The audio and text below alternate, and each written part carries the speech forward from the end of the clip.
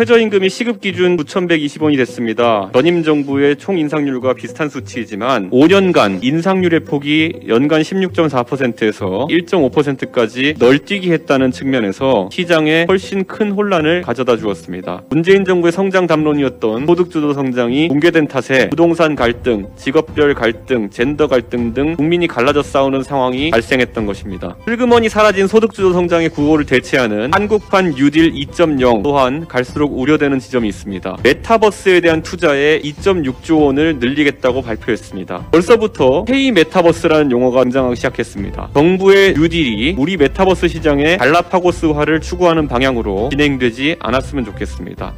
최저임금이 시급기준 9,120원이 됐습니다. 이 수치는 2017년에 6,470원에 비하면 약 41% 오른 수치이고 전임 정부의 총 인상률과 비슷한 수치이지만 5년간 인상률의 폭이 연간 16.4%에서 1.5%까지 널뛰기 했다는 측면에서 시장에 훨씬 큰 혼란을 가져다 주었습니다.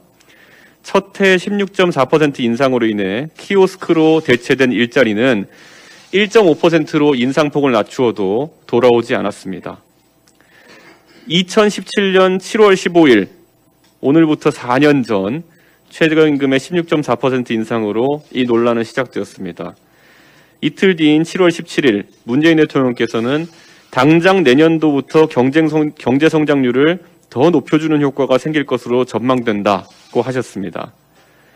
2018년 5월 15일 장하성 실장은 최저임금으로 인한 고용 감소 효과가 없다고 이야기했습니다. 그리고 그 다음 날인 5월 16일 김동연 당시 경제부총리는 최저임금 인상이 고용에 영향을 미쳤다고 생각한다고 언급했습니다. 결국 김동연 부총리께서 언급했던 것처럼 고용에 부정적인 영향을 끼친 게 맞고 소득주도 성장은 실패했습니다. 어느 정부나 성장 담론이 있고 분배 담론이 있습니다. 문재인 정부의 성장 담론이었던 소득주도 성장이 붕괴된 탓에 늘어나지 않은 파이를 나누는 과정 속에서 부동산 갈등, 직업별 갈등, 젠더 갈등 등 국민이 갈라져 싸우는 상황이 발생했던 것입니다. 슬그머니 사라진 소득주도 성장의 구호를 대체하는 한국판 뉴딜 2.0 또한 갈수록 우려되는 지점이 있습니다. 한 가지 예로 이번에 2.0으로 버전업하면서 메타버스에 대한 투자에 2.6조 원을 늘리겠다고 발표했습니다. 메타버스는 플랫폼을 구축하는 데 투자할 것인지 그 위에 컨텐츠를 올리는 데 주력할 것인지에 따라 투자의 방향이 다릅니다. 유튜브가 플랫폼이라면은 유튜브 위에 올라가는 컨텐츠는 플랫폼 개발과는 명확하게 구분됩니다.